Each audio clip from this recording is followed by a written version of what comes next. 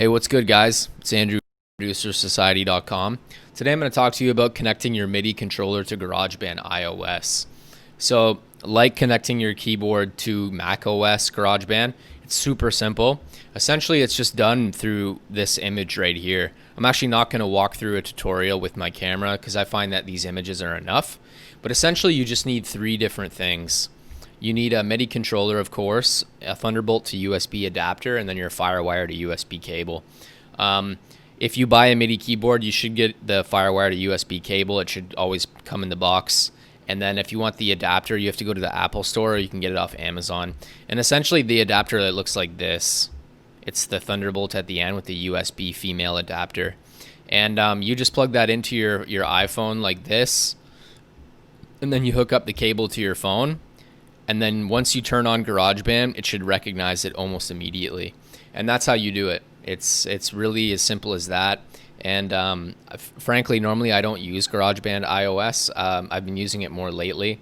But it's really great. It's in many ways, I would almost say that GarageBand iOS is almost superior to Mac OS, just in some ways, mostly due to the fact that it's portable and it's convenient. And also because there's just some cool features in GarageBand iOS, like all the smart controls and all the smart keyboards and strings and so on and so forth.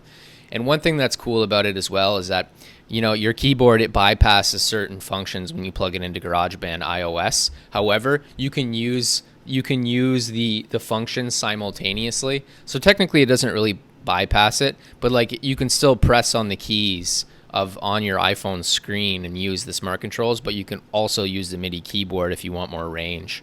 So that's what's really cool about it. In terms of things to keep in mind, if you want a keyboard, I would recommend this one, the Nektar 49 MIDI keyboard. It's about $100. Normally, I would recommend the Acorn Master Key, but they don't have it on Amazon anymore. So I would get this one instead, and frankly, I would say this one's probably even better. It's made from a more reputable company, and it's around the same price.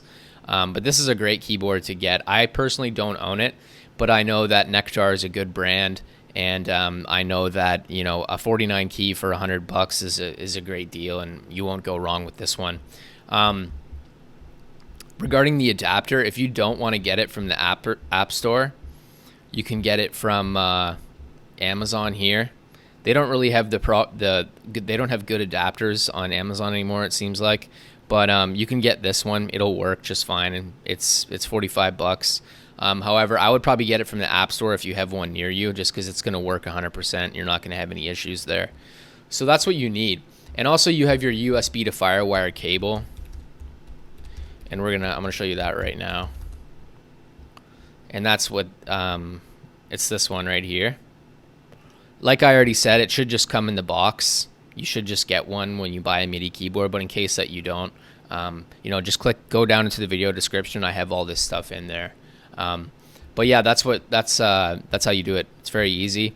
Also, just some other things to keep in mind is that you want to make sure you're class compliant. So what that means is that you want to make sure you buy a keyboard where it works with your computer without installing any necessary drivers, because if you don't have the right keyboard and you need to install some kind of driver on your iPhone, it's not going to work, because you can't install drivers, MIDI keyboard drivers on your iPhone, from what I understand.